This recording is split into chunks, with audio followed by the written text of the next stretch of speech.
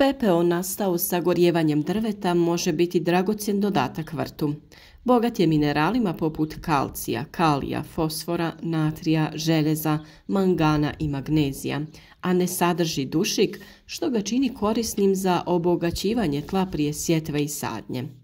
Posebno je koristan za biljke poput luka, mrkve i krompira, jer poboljšava strukturu tla i pomaže u zaštiti od štetnika.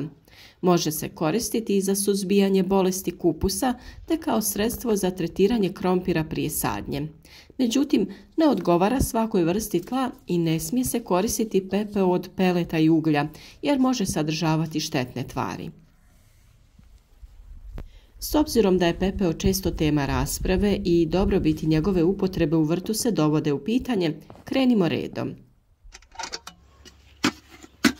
Drveni pepeo je odličan dodatak tlu prije sjetve i sadnje jer povećava pH vrijednost i poboljšava plodnost. Najviše koristi ima na kiselim tlima jer smanjuje kiselost, ali nije pogodan za već alkalna tla.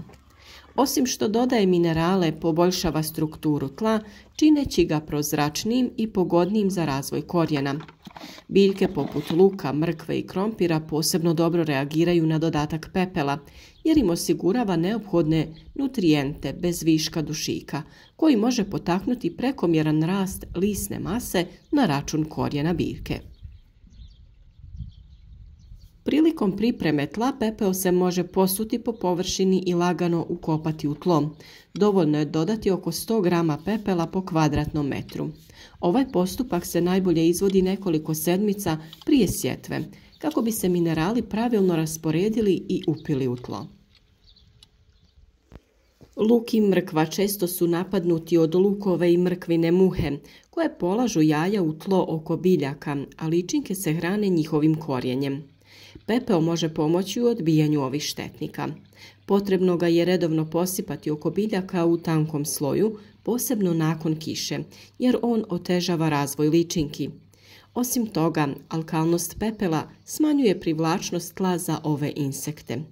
Luk se također može dezinficirati u otopini pepela prije sadnje kako bi se spriječila pojava oboljenja i osigurao snažan početni rast. Kupus je često napadnut od kupusne buhe i gusjenica bijelog leptira.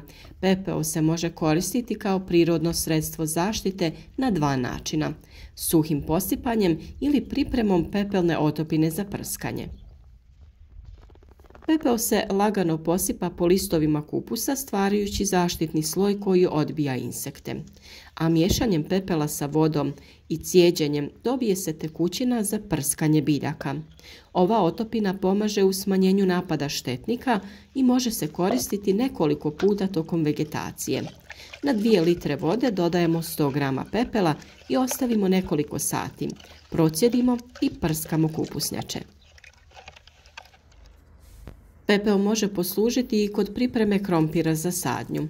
Polovine sjemenskog krompira mogu se umočiti u pepeo prije sadnje kako bi se zaštitile od gljivičnih infekcija i poboljšali uslovi klijanja. Ovo djeluje poput prirodnog fungicida, sprječavajući truljenje gomolja i potičući zdrav rast. A pepeo kao hranjivo možemo posuti i u redove prije sadnje krompira. Pepeo je koristan i kod uzgoja graška i graha, poboljšava nakupljanje dušika u tlu što pomaže mahunarkama u rastu. Dodaje kalij koji potiče cvjetanje i formiranje mahuna. Koristan je i za voćke poput jabuke, trešnje, kruške i šljive. Dodavanje pepela u tlo oko stabla pomaže u jačanju korijenovog sustava i poboljšava cvjetanje i plodonošenje. Također odbija neke štetnike poput lisnih uši. Kod uzgoja jagoda i malina pepeo osigurava kalij što pomaže u formiranju sočnih i zdravih plodova. Poboljšava također i otpornost na bolesti korijena. Dobar je i za cvjetnice kao što su ruže, božuri i lavanda, jer povećava otpornost na bolesti i osigurava potrebne minerale za bujno cvjetanje. A koji pepeo je najbolji? Za vrt je najkorisniji pepeo od tvrdog drveta poput hrasta, bukve i jasena. Ova vrsta pepela sadrži više minerala i manje smole, što ga čini pogodnijim za biljni rast. Pepeo od mekog drveta poput bora i smreke također se može koristiti, ali u manjim količinama, jer sadrži više smole koja može negativno utjecati na tlo. A zašto pepeo peleta i uglja nije dobar za vaš vrt?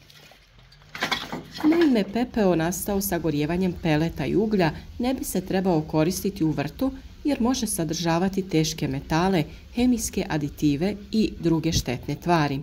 Peleti često sadrže ljepila i druge spojeve koji nisu prirodni, dok pepeo ugljena može biti previše alkalan i bogat otrovnim elementima poput sumpora i olova.